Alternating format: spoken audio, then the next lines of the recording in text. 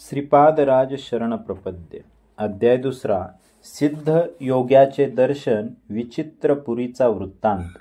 मी मरुत्वमल्ले या पुण्यस्थळी घडलेल्या रोमहर्षक अनुभवाचे मनन करीत श्रीपाद श्री वल्लभ स्वामींचे स्मरण करीत पुढील प्रवासास प्रारंभ केला. मार्गात अनेक पुण्यात्मांचे थोर संतांचे दर्शन घेत मी मार्गक्रमण करीत होतो. या प्रवासात आश्चर्याची गोष्ट अशी की काही न मागता भोजन मिळत असे. पांड्य देशातील कदंब वनात जाईपर्यंत माझ्या शरीराचे वजन क्रमाक्रमाने कमी होत होते. या प्रांतात अतिजागृत असे शिवलिंग होते. त्याचे मी दर्शन घेतले व विश्रांतीसाठी शिवालयात थोडा वेळ थांबलो. नंतर प्रवास करण्यास सुरुवात केली. मार्गात मला सिद्ध योगींद्र नावाच्या एका महान तपस्व्यांचा आश्रम दिसला. मी आश्रमात जाऊन त्या महापुरुषांच्या चरणी नतमस्तक झालो. त्यांनी मोठ्या वात्सल्यपूर्ण भावाने माझ्या डोक्यावर हात ठेवला आणि श्रीपाद श्रीवल्लभ दर्शन प्राप्तिरस्तु असा तोंड भरून आशीर्वाद दिला. त्यांच्या चरणस्पर्शाने माझे शरीर कापसाप्रमाणे हलके वाटू लागले. ते महायोगी मला म्हणाले, तू दर्शन घेतलेले ते शिवलिंग अत्यंत जागृत आहे. त्याची कथासुद्धा मोठी रंजक आहे. देवेंद्राने आपल्या सामर्थ्याने अनेक राक्षसांना मारून टाकले, परंतु त्याच्यातील एक राक्षस पळून गेला व त्याने महादेवाची तपस्या करण्यास सुरुवात केली. तो ध्यानस्थ असताना इंद्राने त्या राक्षसास निर्दयपणे ठार केले. त्याच्या हत्येमुळे इंद्राचे सारे तेज लोप पावले व तो निस्तेज दिसू लागला. या पापाचे शालन करण्यासाठी त्याने अनेक तीर्थांचे दर्शन घेतले. पांड्य देशातील कदंब वनात तो आला आणि काय आश्चर्य, तेथील शिवलिंगाच्या प्रभावामुळे तो पूर्वीसारखा कांतिमान तेजस्वी दिसू लागला. त्याला अत्यंत आनंद झाला व त्या क्षेत्राचे महात्म्य जाणून घेण्याची उत्कंठा लागली. इंद्राने ते वन मोठ्या उत्सुकतेने पाहिले तेव्हा त्या दिव्य शिवलिंगाचे दर्शन झाले. मोठ्या भक्तिभावाने त्याने त्याचे पूजन अर्चन केले. नंतर त्या स्वयंभू शिवलिंगावर हे सुंदरसे देवालय बांधले. हे इंद्राने प्रतिष्ठापना केलेले शिवलिंग समस्त पापांचे हरण करणारे असून अत्यंत मंगलदायक आहे. पुण्यवंतांना श्री दत्तप्रभूच्या भक्तांना विनासायास याचे दर्शन घडते. मी त्या महायोग्याचे हे वक्तव्य ऐकून अत्यंत रोमांचित झालो होतो. मोठ्या श्रद्धाभावाने त्यांच्या चरणकमली मी नमस्कार केला. तेव्हा त्यांनी त्या शिवलिंगाचे पुन्हा एकदा दर्शन घेण्यास सांगितले. मी त्यांच्या आदेशानुसार पुन्हा त्या वनात गेलो. तेथे मला अतिशय सुंदर असे शिवालय दिसले, पण मी पाहिलेले शिवमंदिर हे नव्हते. मला हे मंदिर श्री मीनाक्षी सुंदरेश्वराच्या मंदिरासारखे अप्रतिम वाटले. मी जेथे आहे तेथे मथुरा नगर आहे असे कळले. मी मोठ्या श्रद्धेने शिवलिंगाचे दर्शन घेतले व श्री सिद्ध योगींद्रांकडे येण्यास निघालो. तेथील परिसर जनसमुदायाने भरलेल्या एका शहरासारखा वाटला. श्री योगींद्रांचा आश्रम मात्र सापडला नाही. मी श्रीपाद श्रीवल्लभ स्वामींचे मनात चिंतन करून पुढे प्रवास करण्यास प्रारंभ केला. तेव्हा सूर्यास्त होऊन अंधकार चोहीकडे पसरला होता. मी मार्गक्रमण करीतच होतो. माझ्या मागून प्रकाशाचा झोत आल्यासारखे वाटल्याने मी मागे वळून पाहिले. माझ्या मागे 3 शिरे असलेला एक सर्प येत होता. त्याच्या मस्तकावर 3 दिव्य मणी होते. त्यांचाच प्रकाश मला मार्ग दाखवित होता. मी अत्यंत भयभीत झालो होतो. माझ्या हृदयाचे स्पंदन वाढत होते. मी श्रीपाद श्रीवल्लभांच्या दिव्य नामाचा उच्चार करीत पुढे चाललो होतो. त्या सर्पाचा उजेड मार्ग प्रदर्शन करीत होता. शेवटी मी कसाबसा श्री सिद्ध योगींद्राच्या आश्रमात पोचलो. तेव्हा तो दिव्य सर्प व त्याचा प्रकाश तात्काळ अदृश्य झाला. श्री सिद्ध योगींद्रांनी माझे मोठ्या प्रेमाने स्वागत केले व केळीच्या पानात भाजलेले गरम गरम चणे प्रसाद म्हणून दिले. मी ते पोटभर खाल्ले, परंतु माझ्या हृदयातील धडधड कमी झाली नव्हती. तेव्हा त्या दयामूर्ती योगेश्वरांनी मोठ्या प्रेमभावाने माझ्या धडधडत्या छातीवर हात फिरवला. नंतर तो दिव्य हस्त माझ्या मस्तकावरून फिरवला व माझ्या डोळ्यांनाही प्रेमस्पर्श केला. त्या करुणामय स्पर्शाने माझ्या हृदयातील सारी धडधड पार पळून गेली. तसेच मनातील वाईट विचार, दुष्ट संकल्प बाहेर निघून जात असल्याचे जाणवले. हृदय एका अनामिक आनंदाने भरून गेले. श्री दत्त महिमा श्रीपाद श्रीवल्लभ स्वामींचा अनुग्रह संपादन करण्यास योग्यता। यावेळी सिद्धयोगी म्हणाले, तू अगोदर दर्शन घेतलेले शिवलिंग आणि त्यानंतर दर्शन घेतलेले श्री सुंदरेश्वराचे मंदिर हे दोन वेगवेगळी देवालये नाहीत। तुला अशा प्रकारचा अनुभव घडवून आणावा अशी श्री दत्तात्रेयांची अनुज्ञा होती, म्हणून तुला अशी वेगवेगळी मंदिरे दाखवली। श्री दत्ताच्या कृपा प्रसादाने काळास मागे नेऊन देवेंद्राने प्रतिस्थापना केलेली मूर्ती, त्यावेळेचा परिसर तुला दाखवला। तू पाहिलेली सारी सृष्टी असे समजणे असा एक मायेचा खेळच आहे। सर्व काही चैतन्य स्वरूप आहे। श्री दत्त प्रभूंच्या केवळ संकल्पाने भविष्य वर्तमानामध्ये बदलू शकते। वर्तमान भूतकाळ व भूतकाळ वर्तमान परावर्तित होऊ शकतो। भूतकाळातील घडलेल्या साऱ्या घटना वर्तमान काळात घडत असलेल्या व भविष्यकाळी घडणाऱ्या साऱ्या घटना श्री दत्त प्रभूंच्या संकल्पानुसार घडतात। एखादी गोष्ट घडणे न घडणे अथवा वेगळ्या प्रकारे घडण्यास दत्तप्रभूंचा संकल्पच कारणीभूत असतो। ज्या संकल्पाने सृष्टीची उत्पत्ती स्थिती व लय होतो त्या महासंकल्पाचे प्रणेते प्रत्यक्ष श्री दत्तप्रभूच आहेत। तेच सगुण रूपात पिठिकापुरमे असे श्रीपाद श्रीवल्लभ या नावाने अवतरले आहेत। तेथील लोकांनी त्यांचे सत्य स्वरूप जाणले नाही, परंतु कुरवपूल येथील मासे पकडणाऱ्या कोळी लोकांनी त्यांच्यावर नितांत श्रद्धा ठेवली व अल्पज्ञ असूनही ते स्वामींच्या कृपा प्रसादाने भवसागर आनंदाने पार करून गेले। श्रीपाद श्रीवल्लभांची कृपा संपादन करण्यासाठी मोह मद मत्सर या षडरिपूतून मुक्त होऊन शुद्ध होईल त्यावेळी स्वामींची कृपा होण्यास मुळीच विलंब लागणार नाही। देवेंद्राने प्रतिष्ठापित केलेले ते शिवलिंग धनंजय नावाच्या एका व्यापाऱ्याने पाहिले। त्याने त्या शिवलिंगाचा महिमा आपल्या देशाचा राजा कुलशेखर पांड्यास सांगितला। ही शिवाज्ञाच मानून त्याने त्या मंदिराचा जीर्णोद्धार केला व तेथे एका नगराची स्थापना करून त्याला मथुरा नगर असे नाव दिले। कुलशेखर याचा पुत्र मलयध्वज आपल्या पित्याप्रमाणेच ईश्वर भक्त होता। त्याने संतान प्राप्तीसाठी पुत्र कामेष्टी यज्ञ केला होता। त्या यज्ञकुंडातून एक 3 वर्षाची अतिशय लावण्यवती कन्या अवतरित झाली। तिला पाहून राजा व यज्ञ करणारे सारे विप्र ऋषिगण अत्यंत आनंदित झाले। ही कन्या म्हणजे मीनाक्षी देवी। तिचा विवाह पुढे सुंदरेश्वराबरोबर झाला। या विवाहात प्रत्यक्ष भगवान विष्णूंनी कन्यादान केले होते। लग्न सोहळा अत्यंत थाटामाटाने साजरा झाला होता। शिवाच्या जटेमधून निघालेली वेगवती नदी मथुरा नगरीतून वाहत होती व तिच्या परिसरातील प्रदेश अत्यंत सुपीक होऊन निसर्गरम्य झाला होता। श्री सिद्ध योगींद्र पुढे म्हणाले, अरे बाबा, सृष्टीमधील प्रत्येक वस्तूमध्ये स्पंदन होत असते। भिन्न भिन्न प्रकारच्या स्पंदनामुळे व्यक्तीमध्ये आकर्षण तर काहीमध्ये विकर्षण होते। पुण्यकर्म उत्तम आचार आणि विचारांनी स्थूल सूक्ष्म आणि कारण देहात पुण्यरूपी प्रकंपन होते। पापकर्माने पापरूपी प्रकंपन होते। मनुष्याच्या पुण्याईने पुण्यशील व्यक्तींचा संग अर्थात सत्संगाची प्राप्ती होते। पुण्यस्थलाचे दर्शन घडते। पुण्यकर्मात आसक्ती वाढून पुण्याची वृद्धी होत जाते व पापाचा नाश होतो। या सर्वांचे फलस्वरूप म्हणून श्री दत्त प्रभूंवर भक्ती जडते।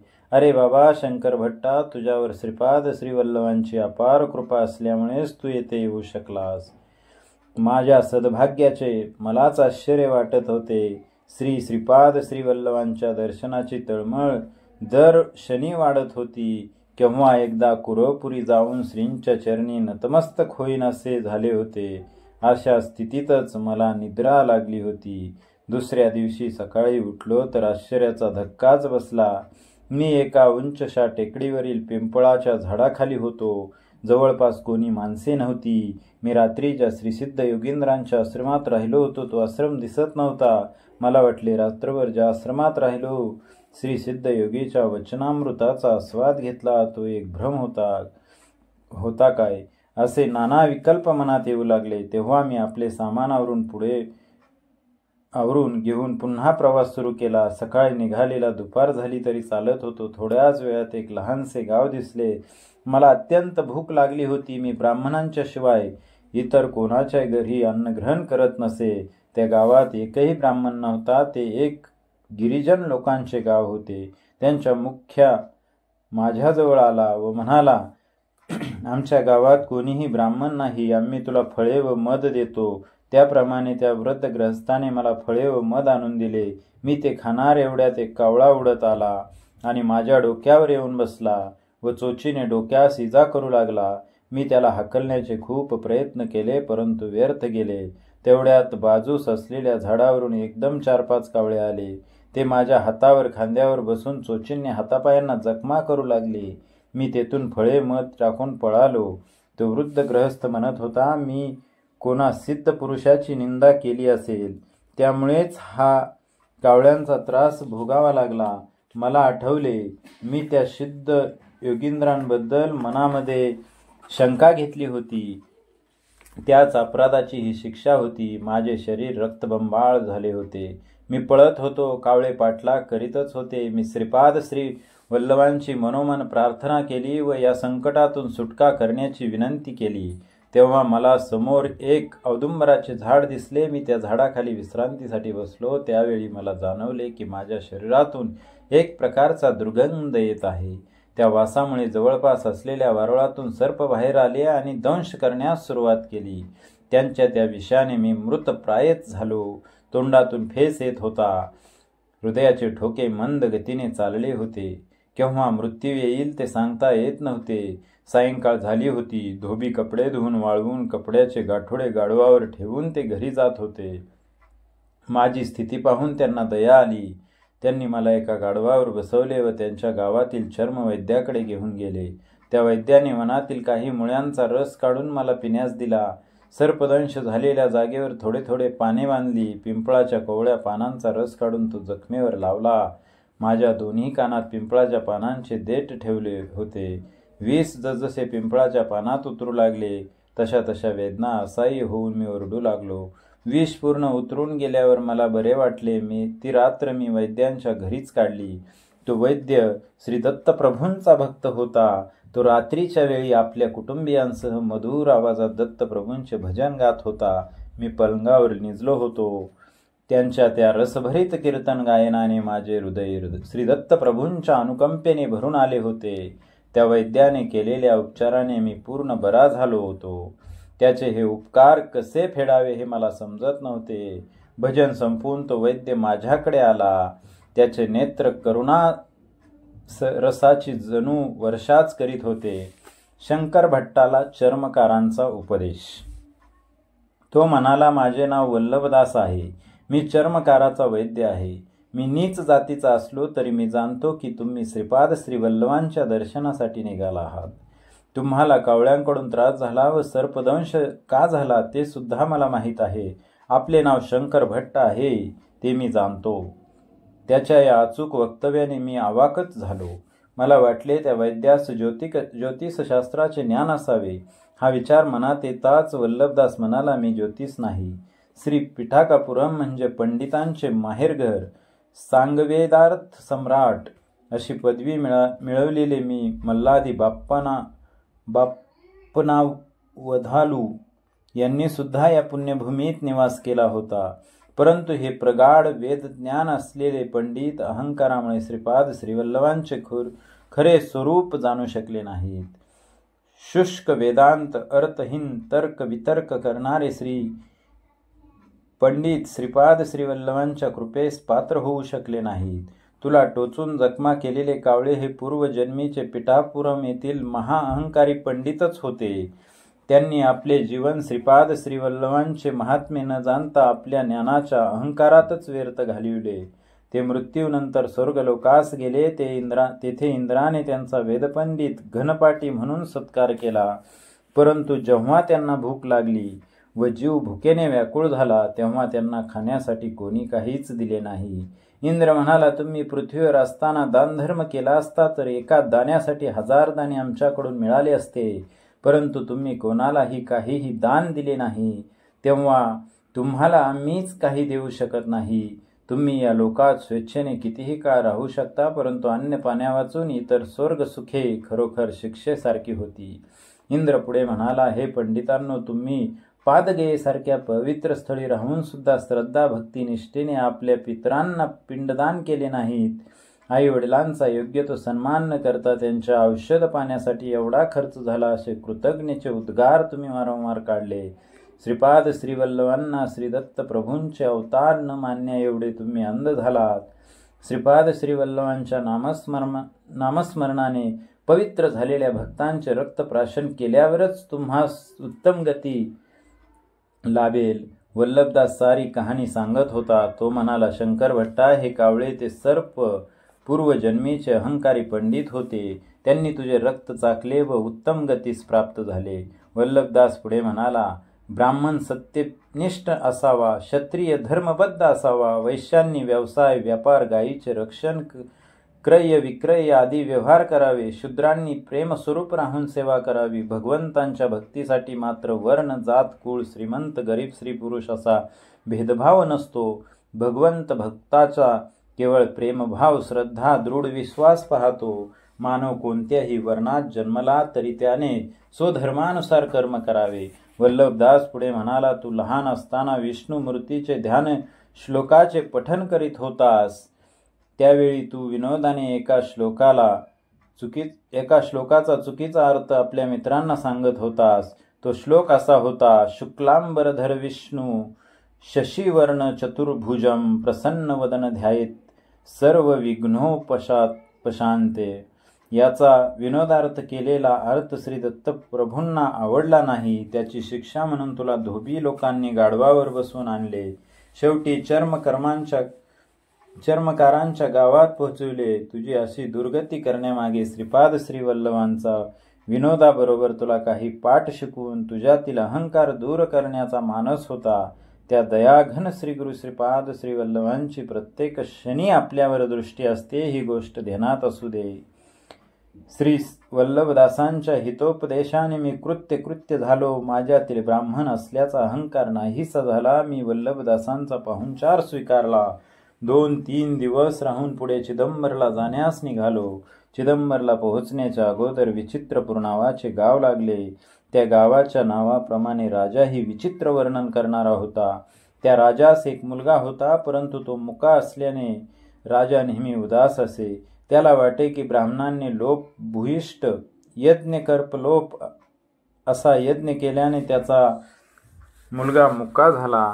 तो ब्राह्मणांचा अपमान करून त्यांना गाढवावर बसवून त्यांची मिरवणूक काढीत असे. ब्राह्मणांना दान म्हणून राजगिऱ्याची भाजी देत असे. त्या राज्यात ब्राह्मण आपला अहंकार विसरून अगदी दयनीय स्थितीस प्राप्त झाले होते. एका विद्वान ब्राह्मणास राजाने मूक भाषेवर ग्रंथ लिहिण्याची आज्ञा केली होती. त्या राजआज्ञेनुसार ते राजगुरू ब्राह्मण मूक भाषेवर संशोधन करू लागले होते.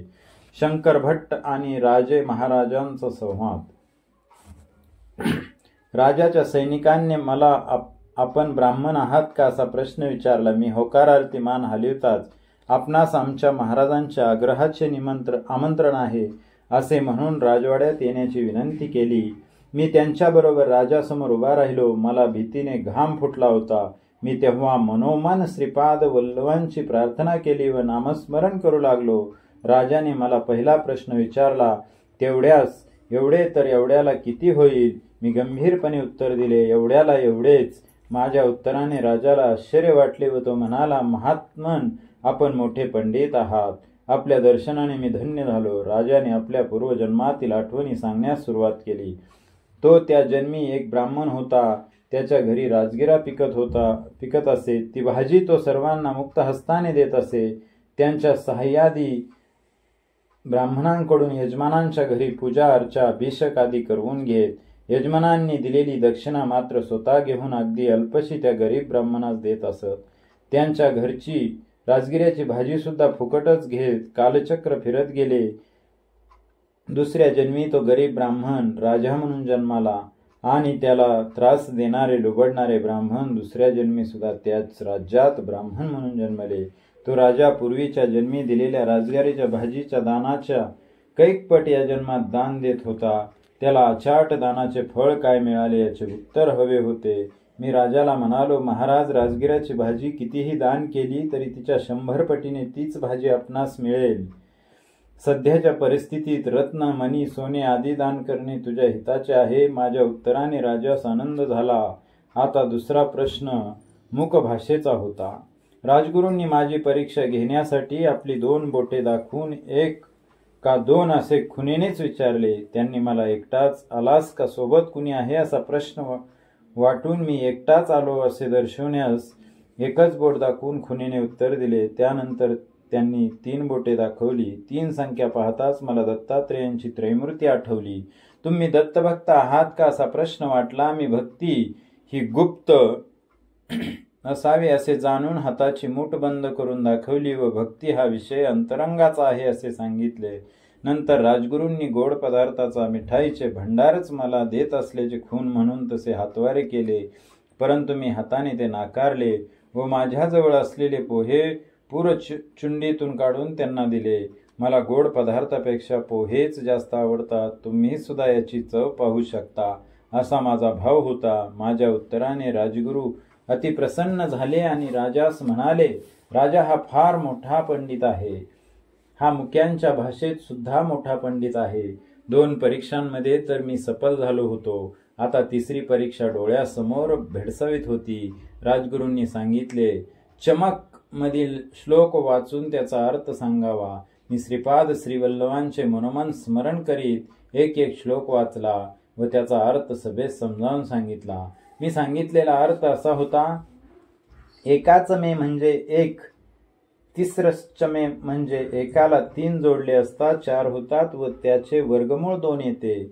पंचमे म्हणजे 4त 5 मिसळल्यास 9 होतात, त्याचे वर्गमूळ 3 येते. सप्तचमे वर आलेल्या 9 मध्ये 7 मिळवल्यास 16 येतात व त्याचा वर्गमूळ 4 येतो.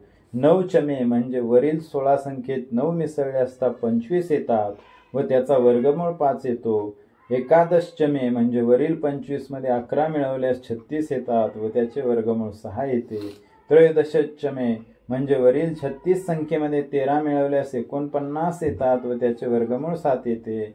पंचदशचमे म्हणजे वरील 49 संख्येत 15 मिळवल्यास 64 होतात व त्याचे वर्गमूळ 8 येते. सप्तचमे याचा अर्थ वरील 64 संख्येत 17 मिळवले असता येणारी संख्या 81 आणि त्याचे वर्गमूळ 9 होते. नवदशचमे म्हणजे वरील 81 संख्येत 19 मिसळले असता 100 होतात व त्याचे वर्गमूळ 10 येते.